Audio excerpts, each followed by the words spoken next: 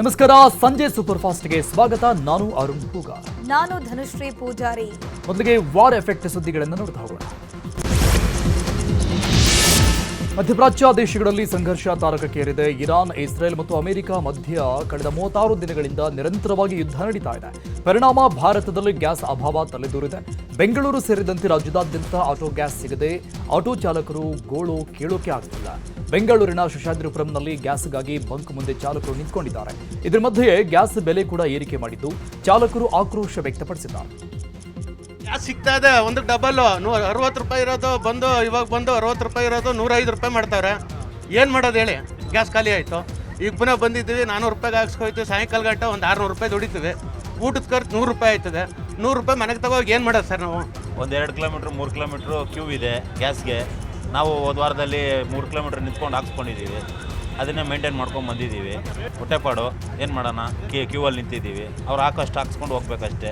ನಾವು ಬಾಡಿಗೆ ಅಂತೂ ಓಡಿಸೋಕ್ಕಾಗ್ತಾ ಇಲ್ಲ. ನೋಡಿ, ಪ್ಯಾಸೆಂಜರ್ ಎಲ್ಲ 10 ರೂಪಾಯಿ ಮೇಲೆ ಜಾಸ್ತಿ.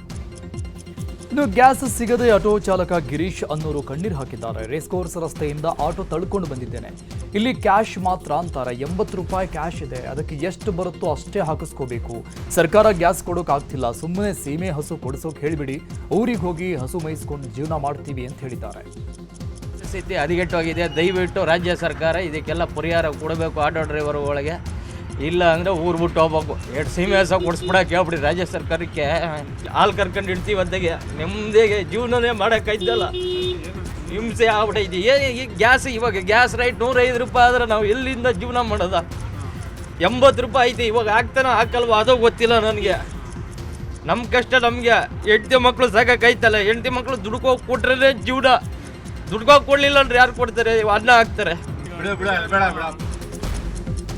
ಮುಡಲಪಾಳ್ಯದಲ್ಲೂ ಆಟೋ ಚಾಲಕರ ಪರದಾಟ ಮುಂದುವರೆದಿದೆ. ಮುಡಲಪಾಳ್ಯದ ಸೂಪರ್ ಗ್ಯಾಸ್ ಬಂಕ್ ಮುಂದೆ 1 ಕಿಲೋಮೀಟರ್ ಕ್ಯೂ ನಿಂತಿದೆ. ಒಂದು ಆಟೋಗೆ 500 ರೂಪಾಯಿಗೆ ಮಾತ್ರ ಆಟೋ LPG ಹಾಕಲಾಗ್ತಾ ಇದೆ. ಸ್ವಲ್ಪನಾದರೂ ಗ್ಯಾಸ್ ಸಿಗ್ತಿದೆಯಲ್ಲ ಅಂತ ಆಟೋ ಚಾಲಕರು ನಿಟ್ಟುಸಿರು ಬಿಡ್ತಾ ಇದ್ದಾರೆ. ಚಾಮರಾಜಪೇಟೆಯಲ್ಲಿರುವ ಗ್ಯಾಸ್ ಬಂಕ್ ಮುಂದೆ ಆಟೋ ಚಾಲಕರು ಗ್ಯಾಸ್ಗಾಗಿ ಸಾಲುಗಟ್ಟಿ ನಿಂತಿದ್ದಾರೆ. ಭಾರತ ಪೆಟ್ರೋಲಿಯಂನಲ್ಲಿ ಫುಲ್ ಟ್ಯಾಂಕ್ ಗ್ಯಾಸ್ ತುಂಬಿಸಲಾಗ್ತಾ ಇದೆ. ಬೇರೆ ಕಡೆ ಫುಲ್ ಟ್ಯಾಂಕ್ ಹಾಕಲ್ಲ, ಇಲ್ಲಿ ಫುಲ್ ಟ್ಯಾಂಕ್ ಹಾಕ್ತಾರೆ. ಹಾಗಾಗಿ ನಾವು ಇಲ್ಲಿಗೆ ಬಂದಿದ್ದೀವಿ ಅಂತ ಆಟೋ ಚಾಲಕರು ಹೇಳ್ತಾ ಇದ್ದಾರೆ. ಬೆಳಗ್ಗೆ ಬಂದರೆ ಇವರು ಸಿಗ್ತಾರೆ, ಬಟ್ ನೈಟ್ ಅನ್ಲೋಡ್ ಆಗಿದ್ರೆ ಇವರು ಬೆಳಗ್ಗೆ ಹಾಕ್ಬಿಡ್ತಾರೆ ಪಾಪ. ಏನೋ 1-2 ಅವರ್ ಪಾಪ ನೈಟ್ ಡ್ಯೂಟಿ ಮಾಡ್ತಾರಲ್ಲ ಅವರೆಲ್ಲ, ಅದಕ್ಕೋಸ್ಕರ 1-2 ಅವರ್ ಇದು ಮಾಡ್ತಾರೆ ಅಷ್ಟೇ, ಬೇರೆ ಏನಿಲ್ಲ. ಬಟ್ 4 ಅವರ್ ಕಾಯ್ತಾ ಇದ್ದಾರೆ. ಅವರು ಪಾಪ ನಿದ್ದೆ ಬಂದು ಕೆಲಸ ಮಾಡಬೇಕಲ್ಲ. ಇಲ್ಲಾಂದ್ರೆ ಅವ್ರು ಬೆಳಗ್ಗೆ ಹೊತ್ತು ಸ್ಟಾರ್ಟ್ ಮಾಡಿಬಿಡ್ತಾ ಇದ್ದು, 5 ಗಂಟೆ 5:15ಗೆಲ್ಲ ಸ್ಟಾರ್ಟ್ ಮಾಡಿಬಿಡ್ತಾ ಇದ್ದು. ನಾವು ದಿನ ಇಲ್ಲೇ ಹಾಕೋದು, ಭಾರತು ಬಿಟ್ಟರೆ ಇಂಡಿಯನು, ಬೇರೆ ಯಾವ್ದು ಗ್ಯಾಸ್ ಆಗೋಕ್ಕಿಲ್ಲ. ಎಲ್ಲರೂ ಅವ್ರವ್ರ ಹೊಟ್ಟೆಪಾಡು, ಅವ್ರ ಹೆಂಡತಿ ಮಕ್ಕಳು ಏನು ಮಾಡ್ತಾರೆ ಹೇಳಿ ಪಾಪ. ನಾವೇನೋ ಒಂದಿನ ಅಂದರೆ ಒಂದು ಊಟ ಹಂಚ್ಕೊಬೋದು, ಈ ಕಷ್ಟ ಹಂಚೋಕ್ಕಾಗಲ್ಲ. ದೇವರು ಎಲ್ಲರಿಗೂ ಒಳ್ಳೇದಾಗಬೇಕು.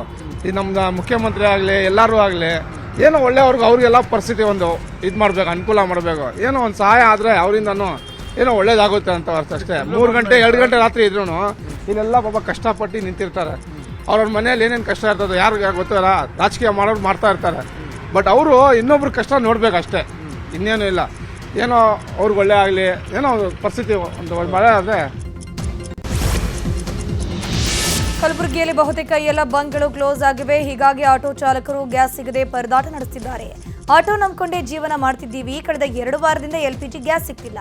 ಕುಟುಂಬ ನಡೆಸೋದು ಕಷ್ಟ ಆಗ್ತಿದೆ ಅಂತ ಆಟೋ ಚಾಲಕ ಕಣ್ಣೀರು ಹಾಕಿದ್ದಾರೆ. ಇನ್ನು ಕಲಬುರಗಿಯ ನಗರದಲ್ಲಿ ಆಟೋ ಗ್ಯಾಸ್ ಸಿಗದಿದ್ದಕ್ಕೆ ಸಿಡಿದ ಆಟೋ ಚಾಲಕರು ರಸ್ತೆ ತಡೆದು ಪ್ರತಿಭಟನೆ ಮಾಡಿದ್ರು. ಆಟೋ ನಡೆಸ್ತೇವೆ ಅಂದ್ರೆ ನಮ್ಗೆ ಏನೂ ಸವಲತ್ತಿಲ್ಲ. ಇಲ್ಲಿ ಗ್ಯಾಸ್ ಎಲ್ಲ ಬಂದ್ ಆಗಿಬಿಟ್ಟಿದೆ. ನಾವು ಹೆಂಗೆ ಮಾಡ್ಕೊತಿರ್ಬೇಕು ಜೀವನದಾಗ? ತುಂಬ ತ್ರಾಸಿದೆ. ಕಸ್ಟಮರ್ ಕೇಳಿದ್ರೂ ಏನೂ ಎಲ್ಲಕ್ಕಿಲ್ಲ. ಕಸ್ಟಮರ್ ನಾವು ಏನೋ ಒಂದು ಪೇಷೆಂಟ್ ಇರ್ತದೆ, ಈಗೇನೋ ಒಂದು ಪೇಷೆಂಟ್ ಹೋಗಿ ಬಂದಿದ್ದು ನಿಲ್ಲದ ಗಾಡಿ ಎಲ್ಲಿ ತಗೋ ಹೋಗ್ತದೆ ಅಲ್ಲಿ ತಗ ನಡೀಪ ಒಂದು ಮಂದಿ. ಹಿಂಗಾದ್ರೆ ರಾಜಕೀಯದವ್ರು ಏನು ಮಾಡತ್ತಾರ, ಇದು ಏನು ಅವ್ರು ಏನು ಮಾಡತ್ತಾರೆ ನಮಗೊಂದು ಅರ್ಥ ಆಗಲ್ಲ. ಯಾರ ಭಾಳ ಪರೇಶಾನ್ ಬಂದ ಸರ್. ಇದಕ್ಕೆ ಏನು ಸರ್ಕಾರ ಏನು ಮಾಡ್ತದ, ಏನು ಕೊಡ್ತದೆ? ನಮ್ಮ ಮೀಡಿಯಾ ಸಾಬ್ರು ಏನು.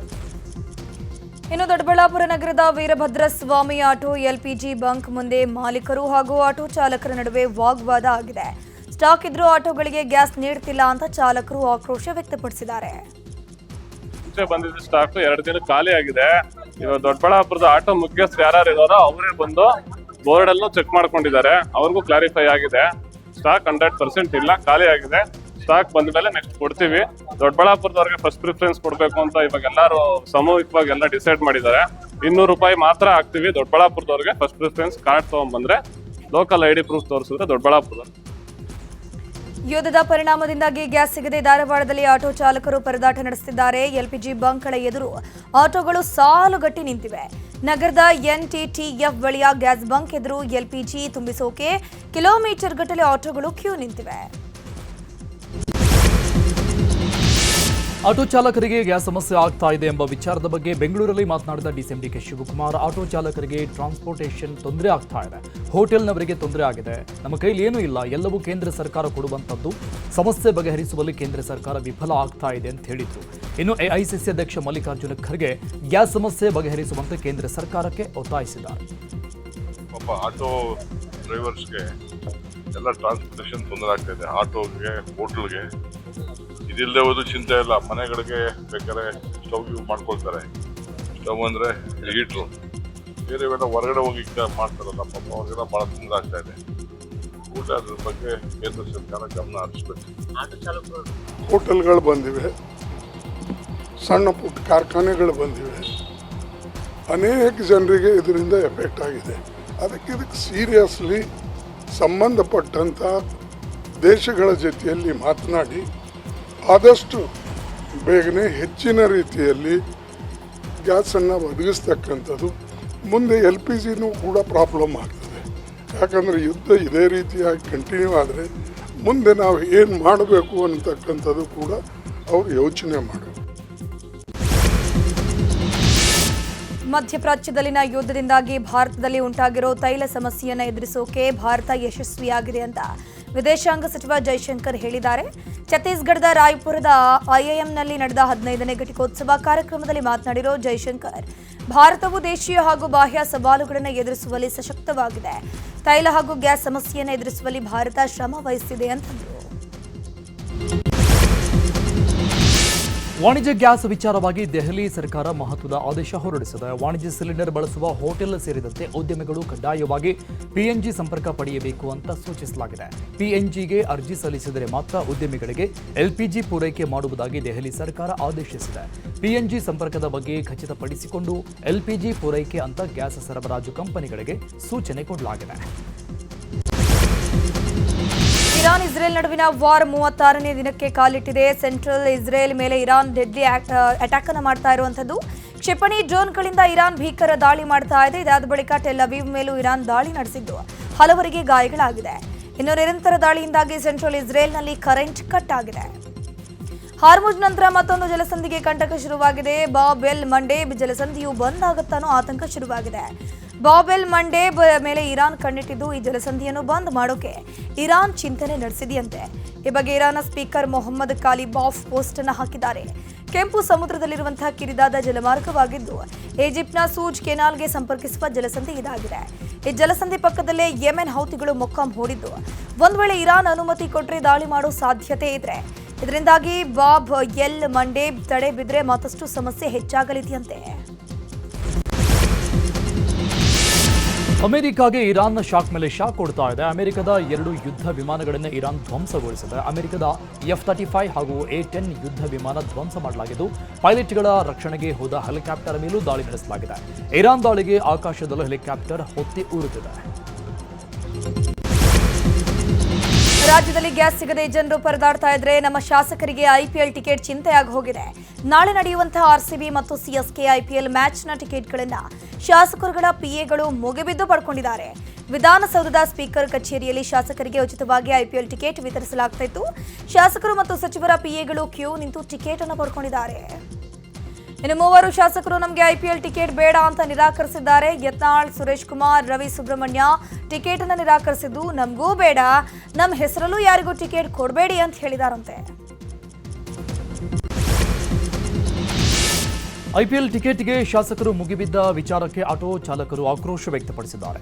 ಬೆಂಗಳೂರಲ್ಲಿ ಮಾತನಾಡಿದ ಚಾಲಕ ಫಯಾಜ್, ನಮ್ಮ ಸಮಸ್ಯೆಗಳು ಯಾರಿಗೂ ಬೇಕಾಗಿಲ್ಲ, IPL ಟಿಕೆಟ್ ಇದ್ರೆ ಸಾಕು, ಇವರಿಗೆ IPL ಟಿಕೆಟ್ ಬೇಕು, ಬೇಕಿದ್ರೆ ಬೆಟ್ಟಿಂಗ್ ಕೂಡ ಆಡ್ತಾರೆ. ನಾವು ಗ್ಯಾಸ್ ಸಿಗದೆ ಸಾಯ್ತಾ ಇದ್ದೇವೆ, ಗಂಟೆಗಟ್ಟಲೆ ಕ್ಯೂ ನಿಲ್ತಾ ಇದ್ದೇವೆ, ದುಡಿಮೆ ಇಲ್ಲ ಅಂತ ಮನೆಗೆ ಹೋಗದೇ ಇದ್ದೀವಿ. ಇಂತಹ ನಾಲಾಯಕ ರಾಜಕಾರಣಿಗಳು ಯಾಕೆ ಬೇಕು ನಮಗೆ ಅಂತ ಕಿಡಿಕಾರಿದ್ದಾರೆ. ಮಾತ್ರ ಮೊದಲು ಇರ್ತಾರೆ.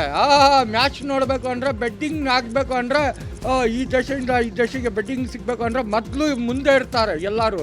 MLAನೂ ಇರ್ತಾನೆ, MP ಇರ್ತಾನೆ, ಎಲ್ಲರೂ ಇರ್ತಾರೆ. ಬಡವ್ರ ಬಗ್ಗೆ ಯಾರೂ ಮಾತಾಡಲ್ಲ.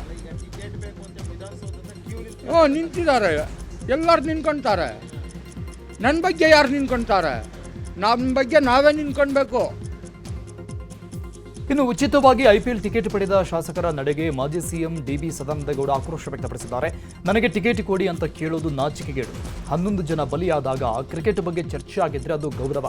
100 ಕೋಟಿ ಕೊಟ್ಟು ಶಾಸಕರಾದವರು IPL ಟಿಕೆಟ್ ಕೊಡಿ ಅಂತ ಭಿಕ್ಷೆ ಬೇಡ್ತಾರಲ್ಲ, ನಾಚಿಕೆ ಆಗಬೇಕು ಅಂತ ಬೇಸರ ವ್ಯಕ್ತಪಡಿಸಿದ್ದಾರೆ. ಬಗ್ಗೆ IPLನ ಬಗ್ಗೆ ಅಥವಾ ಬೇರೆ ಯಾವುದರ ಬಗ್ಗೆ ಯಾವಾಗ ಚರ್ಚೆ ಆಗಬೇಕು ಅಂತ ಹೇಳಿ, ಹಲವು ಜನ ಬಲಿಯಾದ್ರಲ್ಲ, ಹಲವು ಜನರಿಗೆ ಗಾಯಗಳಾಯ್ತಲ್ಲ, ಅದರ ಬಗ್ಗೆ ಒಂದು ಡಿಟೇಲ್ ಚರ್ಚೆಗಳನ್ನು ಮಾಡಿದರೆ ಅದೊಂದು ಗೌರವ.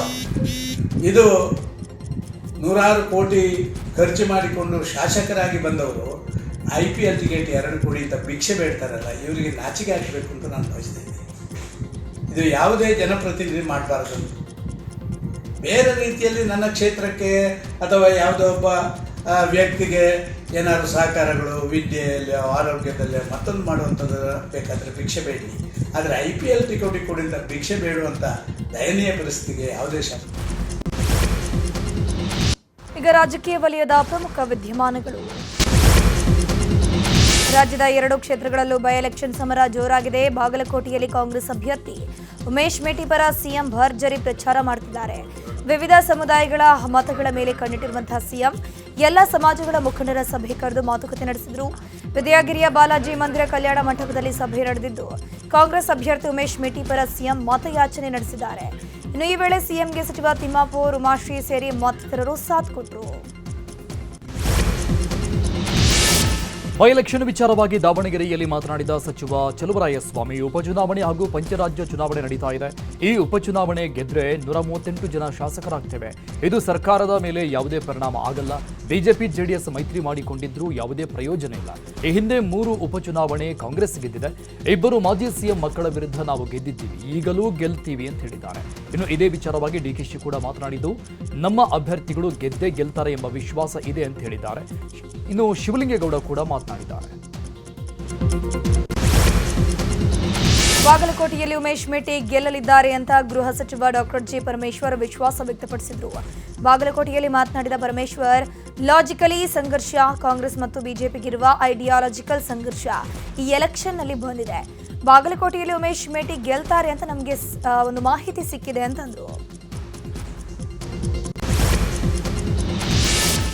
ಬಾಗಲಕೋಟೆಯಲ್ಲಿ ಬೈ ಎಲೆಕ್ಷನ್ ವಿಚಾರವಾಗಿ ಮಾತನಾಡಿದ ವಿಪಕ್ಷ ನಾಯಕ ಅಶೋಕ, ಸಿದ್ದರಾಮಯ್ಯ ಬಾದಾಮಿಗೆ ಬಂದು ಬಿರಿಯಾನಿ ತಿಂದ್ರು, ಆಮೇಲೆ ಪತ್ತೆ ಇಲ್ಲ. ಈಗ ಬಾಗಲಕೋಟೆಯಲ್ಲಿ ಪ್ರಚಾರ ಮಾಡ್ತಾ ಇದ್ದಾರೆ. ಕರ್ನಾಟಕದಲ್ಲಿ ಅಭಿವೃದ್ಧಿಗೆ ಹಣ ಇಲ್ಲ, ಇದನ್ನ ಶಾಸಕರೇ ಹೇಳ್ತಾ ಇದ್ದಾರೆ. ಸಿದ್ದರಾಮಯ್ಯ ಮಜಾಬಾದಿ ಸಿದ್ದರಾಮಯ್ಯ ಆಗಿದ್ದಾರೆ. 2 ತಿಂಗಳಿಂದ ಗೃಹಲಕ್ಷ್ಮಿ ಹಣ ಕೊಡ್ತಿಲ್ಲ. ಅನ್ನ ಕೊಡೋದು ಮೋದಿ, ನಿಮಗೆ ಅನ್ನರಾಮಯ್ಯ ಅನ್ನೋಕೆ ಯೋಗ್ಯತೆ ಇಲ್ಲ ಅಂತ ವಾಗ್ದಾಳಿ ನಡೆಸಿದ್ದಾರೆ. ಇನ್ನು ಇದೇ ವಿಚಾರವಾಗಿ ಬಸವರಾಜ ಬೊಮ್ಮಾಯಿ, CT ರವಿ ಕೂಡ ಪ್ರತಿಕ್ರಿಯಿಸಿದ್ದಾರೆ. ಬೈ ಎಲೆಕ್ಷನ್ ವಿಚಾರವಾಗಿ ರಾಯಚೂರಿನ ಸಿಂಧನೂರಿನಲ್ಲಿ ಕೇಂದ್ರ ಸಚಿವ HD ಕುಮಾರಸ್ವಾಮಿ ಪ್ರತಿಕ್ರಿಯಿಸಿದ್ದಾರೆ. ಕರ್ನಾಟಕದ ಉಪಚುನಾವಣೆಯಲ್ಲಿ 2 ಪಕ್ಷಗಳು ಅತ್ಯಂತ ಪ್ರತಿಷ್ಠೆಯಾಗಿ ಕೆಲಸ ಮಾಡ್ತಿದೆ. ಈ ಬಾರಿ ಬಿಜೆಪಿ JDS ಮೈತ್ರಿ ಹಿನ್ನೆಲೆಯಲ್ಲಿ ಬಿಜೆಪಿ 2 ಅಭ್ಯರ್ಥಿಗಳು ಗೆಲ್ತಾರೆ. ನಾನು ಇಂದು ಬಾಗಲಕೋಟೆಗೆ ಹೋಗ್ತಿದ್ದೀನಿ, 2 ಸಭೆ ಮಾಡ್ತೀನಿ. ನಾಳೆ ಇಡೀ ದಿನ ನಾನು ಬಾಗಲಕೋಟೆಯಲ್ಲಿದ್ದು ಪ್ರಚಾರವನ್ನು ಮಾಡ್ತೀನಿ. ಈ ಬಾರಿ ಗೆಲುವು ಬಿಜೆಪಿಗೆ ಬರುತ್ತೆ ಅನ್ನೋದು ನನ್ನ ಅಭಿಪ್ರಾಯ ಅಂತಂದ್ರು. 2 ಪಕ್ಷಗಳು ಅತ್ಯಂತ ಒಂದು ಪ್ರತಿಷ್ಠೆಯಾಗಿ ತೆಗೆದುಕೊಂಡು ಕೆಲಸ ಏನು ಮಾಡ್ತಾ ಇದ್ದಾರೆ.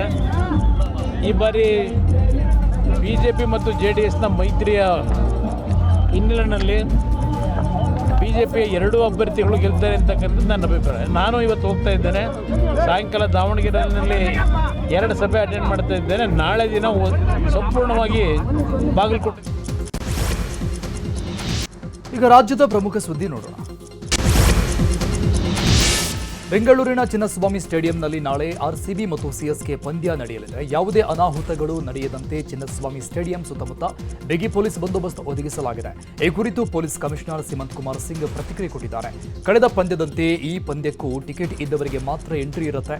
ಅನಾವಶ್ಯಕವಾಗಿ ಯಾರೂ ಓಡಾಡಬೇಡಿ. ಮೆಟ್ರೋದಲ್ಲಿ ಕಳೆದ ಬಾರಿ 15,000 ಜನರು ಟಿಕೆಟ್ ಅನ್ವಯ ಬಂದಿದ್ರು. ಹೋಗುವಾಗ 22,000 ಪ್ರೇಕ್ಷಕರು ವಾಪಸ್ ಹೋಗಿದ್ರು. ಈ ಬಾರಿಯೂ ಅದೇ ರೀತಿಯಲ್ಲಿ ಬಂದೋಬಸ್ತ್ ವ್ಯವಸ್ಥೆ ಮಾಡಲಾಗಿದೆ ಅಂತ ಪೊಲೀಸ್ ಕಮಿಷನರ್ ಹೇಳಿದ್ದಾರೆ.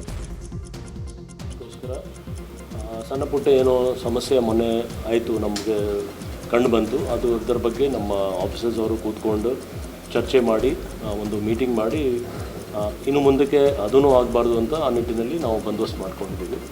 ಸೊ ಸೇಮ್ ಸ್ಕೇಲಲ್ಲಿ ಬಂದೋಬಸ್ತ್ ಇರ್ತದೆ. ಅಷ್ಟು ಜನ ನಾವು ಆಫೀಸರ್ಸ್ ಮತ್ತು ಮೆನ್ ಡಿಪ್ಲಾಯ್ ಮಾಡ್ತಾಯಿದ್ದೀವಿ. ವಿಶೇಷವಾಗಿ ಮೆಟ್ರೋ ಅದು ತುಂಬ ಚೆನ್ನಾಗಿ ಫಸ್ಟ್ ಮ್ಯಾಚಲ್ಲಿ ಮೆಟ್ರೋಯಿಂದ ಸಾಕಷ್ಟು ಜನ ಬಂದರು. ಬರುವಾಗ 15,000 ಜನ ಬಂದಿದ್ದರು, ಹೋಗುವಾಗ ಅರೌಂಡ್ 22,000 ಜನ ಹೋಗಿದ್ರು. ಚಿಕ್ಕಬಳ್ಳಾಪುರದಲ್ಲಿ ಕಾರು ಅಪಘಾತದಲ್ಲಿ 9 ವರ್ಷದ ಬಾಲಕಿ ಮೃತಪಟ್ಟಿದ್ದಾಳೆ. ಚಿಕ್ಕಬಳ್ಳಾಪುರ ತಾಲೂಕಿನ ಕೊತನೂರು ಗ್ರಾಮದ ಬಳಿ ಚಾಲಕನ ನಿಯಂತ್ರಣ ತಪ್ಪಿ ಕಾರು ಅಪಘಾತವಾಗಿದೆ. ಕಾರ್ನಲ್ಲಿದ್ದ ಕಲಬುರಗಿಯ ಚಿಂಚೋಳಿ ಗ್ರಾಮದ ಅಂಕಿತಾ ಸ್ಥಳದಲ್ಲೇ ಸಾವಿಗೀಡಾಗಿದ್ದಾಳೆ. ಟ್ರಕ್ ಓವರ್ಟೇಕ್ ಮಾಡೋ ಭರದಲ್ಲಿ ಕಾರು ಅಪಘಾತವಾಗಿದೆ. ಘಟನೆ ಸಂಬಂಧ ಚಿಕ್ಕಬಳ್ಳಾಪುರ ಸಂಚಾರಿ ಪೊಲೀಸ್ ಠಾಣೆಯಲ್ಲಿ ಪ್ರಕರಣವೂ ದಾಖಲಾಗಿದೆ. ಮೈಸೂರು ಜಿಲ್ಲೆಯಲ್ಲಿ ಹಲವೆಡೆ ಮಳೆ ಸುರಿದಿದೆ. ಬಿರು ಬಿಸಿಲಿಗೆ ಬೇಸತ್ತು ಜನರಿಗೆ ಮಳೆರಾಯ ತಂಪೆರೆದಿದ್ದಾನೆ. ಕುವೆಂಪು ನಗರ, ವಿದ್ಯಾರಣ್ಯಪುರಂ, ಅಗ್ರಹಾರ, ಚಾಮುಂಡಿಪುರಂ ಸೇರಿದಂತೆ ಹಲವು ಕಡೆ ಭಾರೀ ಮಳೆಯಾಗಿದೆ. ಮಳೆ ಅಬ್ಬರಕ್ಕೆ ಜನಜೀವನ ಅಸ್ತವ್ಯಸ್ತವಾಗಿದೆ. ಪಾದಾಚಾರಿಗಳು, ವಾಹನ ಸವಾರರು ಪರದಾಡಿದ್ದಾರೆ. ನ್ಯೂಸ್ 18 ವತಿಯಿಂದ ಶಿವಮೊಗ್ಗ ನಗರದ ಪೊಲೀಸ್ ಭವನದಲ್ಲಿ ನಡೆಯುತ್ತಿರುವಂತಹ ಎಜುಕೇಷನ್ ಎಕ್ಸ್ಪೋಗೆ ಭರ್ಜರಿಯಾಗಿ ರೆಸ್ಪಾನ್ಸ್ ಸಿಗ್ತಿದೆ. ವಿದ್ಯಾಸಂಗಮ 2026 ಹೆಸರಲ್ಲಿ ಕಾರ್ಯಕ್ರಮ ನಡೀತಾ ಇದ್ದು, ಕಾರ್ಯಕ್ರಮವನ್ನು ಮಾಜಿ ಶಿಕ್ಷಣ ಸಚಿವ ಕಿಮ್ಮನೆ ರತ್ನಾಕರ್ ಉದ್ಘಾಟನೆ ಮಾಡಿದರು. ಇನ್ನು ಒಂದೇ ಸೂರಿನಲ್ಲಿ 40ಕ್ಕೂ ಹೆಚ್ಚು ವಿದ್ಯಾಸಂಸ್ಥೆಗಳು ಕಾರ್ಯಕ್ರಮದಲ್ಲಿ ಭಾಗಿಯಾಗಿವೆ. ಎಜುಕೇಷನ್ ಎಕ್ಸ್ಪೋಗೆ ಸಾವಿರಾರು ವಿದ್ಯಾರ್ಥಿಗಳು ಆಗಮಿಸಿದ್ರು. ನಾಳೆಯೂ ಕೂಡ ಎಕ್ಸ್ಪೋ ಇರಲಿದ್ದು ಉತ್ತಮ ಪ್ರತಿಕ್ರಿಯೆ ದೊರೆಯುತ್ತಿದೆ.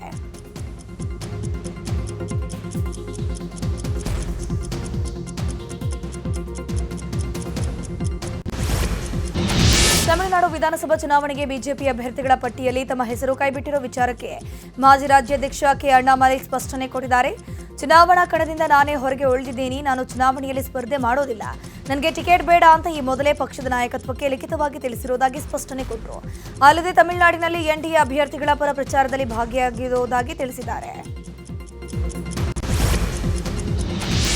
ಕೇರಳದಲ್ಲಿ ವಿಧಾನಸಭಾ ಚುನಾವಣೆ ಪ್ರಚಾರ ರಂಗೇರಿದೆ. ಇವತ್ತು ಎನ್ಡಿಎ ಮೈತ್ರಿಕೂಟದ ಅಭ್ಯರ್ಥಿಗಳ ಪ್ರಚಾರಕ್ಕೆ ಪ್ರಧಾನಿ ಮೋದಿ ಆಗಮಿಸಿದರು. ತಿರುವಲ್ಲಾರಲ್ಲಿ ಸಾರ್ವಜನಿಕ ಸಮಾವೇಶ ಉದ್ದೇಶಿಸಿ ಮಾತನಾಡಿದ ಮೋದಿ ಕಾಂಗ್ರೆಸ್ ವಿರುದ್ಧ ಕಿಡಿಕಾರಿದರು. ಚುನಾವಣೆಗಳು ಬರುತ್ತವೆ, ಹೋಗುತ್ತವೆ, ಆದರೆ ನನಗೆ ಲಕ್ಷಾಂತರ ಕೇರಳಿಗರ ಸುರಕ್ಷತೆಯೇ ಆದ್ಯತೆಯಾಗಿದೆ ಮತ್ತು ನಾನು ಅದಕ್ಕೆ ಬದ್ಧನಾಗಿದ್ದೇನೆ ಅಂತ ಹೇಳಿದ್ದಾರೆ. 2024 ಆಂಧ್ರಪ್ರದೇಶದ ವಿಧಾನಸಭಾ ಚುನಾವಣೆಯಲ್ಲಿ ಭಾರೀ ಅಕ್ರಮ ನಡೆದಿದೆ ಅಂತ ಕೇಂದ್ರ ವಿತ್ತ ಸಚಿವೆ ನಿರ್ಮಲಾ ಸೀತಾರಾಮನ್ ಅವರ ಪತಿ ಪರಕಾಲ ಪ್ರಭಾಕರ್ ಹೊಸ ಬಾಂಬ್ ಸಿಡಿಸಿದ್ದಾರೆ. ಆಂಧ್ರದ 3,500 ಮತಗಟ್ಟೆಗಳಲ್ಲಿ ರಾತ್ರಿ 8ರಿಂದ ರಾತ್ರಿ 2 ಗಂಟೆವರೆಗೆ ಸುಮಾರು 52 ಲಕ್ಷ ಮತದಾನವಾಗಿದೆ. 2 ಗಂಟೆ ಬಳಿಕವೂ ಕೇವಲ 6 ಸೆಕೆಂಡ್ನಲ್ಲಿ 17 ಲಕ್ಷ ಮತಗಳು ಚಲಾವಣೆಯಾಗಿದೆ. ಅಂದು ರಾತ್ರಿ ಏನೋ ಅಸಾಮಾನ್ಯವಾದ ಘಟನೆ ನಡೆದು ಹೋಗಿದೆ ಅಂತ ದೆಹಲಿಯಲ್ಲಿ ಸುದ್ದಿಗೋಷ್ಠಿ ನಡೆಸಿ ಪರಕಾಲ ಪ್ರಭಾಕರ್ ಆರೋಪಿಸಿದ್ದಾರೆ. ಎಎಪಿ ಮತ್ತು ಸಂಸದ ರಾಘವ್ ಚಡ್ಡಾ ನಡುವಿನ ಆರೋಪ ಪ್ರತ್ಯಾರೋಪ ತಾರಕಕ್ಕೇರಿದೆ. ಎಎಪಿ ನಾಯಕರ ಸಾಲು ಸಾಲು ಆರೋಪಗಳಿಗೆ ರಾಜ್ಯಸಭಾ ಸಂಸದ ರಾಘವ್ ಚಡ್ಡಾ ಮತ್ತೆ ತಿರುಗೇಟು ಕೊಟ್ಟಿದ್ದಾರೆ. ಇಂದು ಮತ್ತೊಂದು ವಿಡಿಯೋ ರಿಲೀಸ್ ಮಾಡಿರುವ ಚಡ್ಡಾ, ನಾನು ಸಂಸತ್ತಿಗೆ ಹೋಗುವುದು ಜನರ ಸಮಸ್ಯೆಗಳನ್ನು ಪ್ರಸ್ತಾಪಿಸಲು, ಬೆಲೆ ಏರಿಕೆ ಮತ್ತು ನಿರುದ್ಯೋಗದ ಬಗ್ಗೆ ಚರ್ಚಿಸುವುದು ನನ್ನ ಆದ್ಯತೆಯಾಗಿದೆ. ನನ್ನ ವಿರುದ್ಧ ಮಾಡುತ್ತಿರುವ ಪ್ರತಿಯೊಂದು ಸುಳ್ಳು ಆರೋಪವೂ ಕಾಲಕ್ರಮೇಣ ಬಯಲಾಗಲಿದೆ ಅಂತ ಹೇಳಿದ್ದಾರೆ. ಉತ್ತರ ಪ್ರದೇಶದ ಲಕ್ನೋನಲ್ಲಿ 4 ಶಂಕಿತ ಭಯೋತ್ಪಾದಕರನ್ನ ಎನ್ಐಎ ಪೊಲೀಸರು ಅರೆಸ್ಟ್ ಮಾಡಿದ್ದಾರೆ. ಶಕೀಬ್, ಲೋಕೇಶ್, ವಿಕಾಸ್ ಮತ್ತು ಅರ್ಬಾಜ್ ಬಂಧಿತರು. ಇವರನ್ನ ನ್ಯಾಯಾಲಯಕ್ಕೆ ಹಾಜರುಪಡಿಸಲಾಗಿತ್ತು. ವಿಚಾರಣೆ ನಡೆಸಿದ ಕೋರ್ಟ್ 5 ದಿನಗಳ ಕಾಲ ಕಸ್ಟಡಿಗೆ ನೀಡಿ ಆದೇಶಿಸಿದೆ. ಜಮ್ಮು ಕಾಶ್ಮೀರದ ಹಲವೆಡೆ ಭಾರೀ ಮಳೆಯಾಗ್ತಿದೆ. ರಾಂಬನ್ ಜಿಲ್ಲೆಯ ಬನಿಹಾಲ್ ಎಂಬಲ್ಲಿ ಹೆದ್ದಾರಿಯಲ್ಲಿ ಭೂಕುಸಿತ ಉಂಟಾಗಿದೆ. ಜಮ್ಮು ಶ್ರೀನಗರ ಹೆದ್ದಾರಿಯಲ್ಲಿ ಒಂದೇ ಭಾಗದಲ್ಲಿ ಗುಡ್ಡ ಕುಸಿದಿದ್ದು ವಾಹನ ಸಂಚಾರ ಸ್ಥಗಿತಗೊಳಿಸಲಾಗಿದೆ.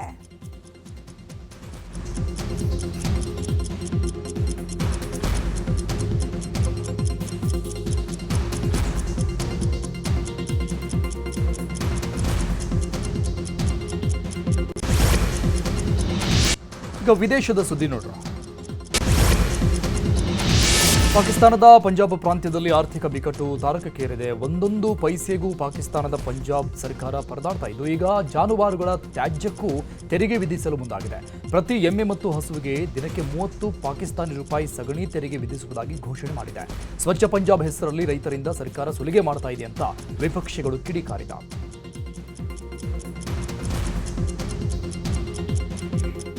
ऑटिज्म का शिकार उन तमाम बच्चों का दिन है जो इस दुनिया से मुख्तलिफ नहीं, बस इस दुनिया को अपने अंदाज से देखते हैं. आज का दिन उनकी उस हसीन दुनिया का दिन है जिसको हम अभी तक समझ नहीं सके. ಅಮೆರಿಕದ ವಾಷಿಂಗ್ಟನ್ ಡಿಸಿಯ ಮೇಯರ್ ಹುದ್ದೆಗೆ ತಮಿಳುನಾಡು ಮೂಲದ ರೆನಿ ಸಂಪತ್ ಸ್ಪರ್ಧೆಯಲ್ಲಿದ್ದಾರೆ. ಸರ್ಕಾರಿ ಗುತ್ತಿಗೆದಾರಿ ಆಗಿರುವಂತಹ ರಿನಿ ಸಂಪತ್ ಡೆಮಾಕ್ರೆಟಿಕ್ ಪಕ್ಷದ ಸದಸ್ಯರಾಗಿದ್ದಾರೆ.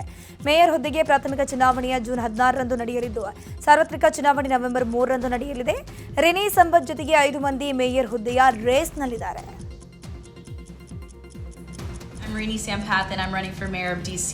I got a ton of new followers last night, so I really wanted to introduce myself. That's loud and clear. If you remember that snowstorm, it left our city leaders speechless, and they had weeks to prepare for it. People lost income. So while we watch our city's infrastructure crumble, there are some front runners in this race.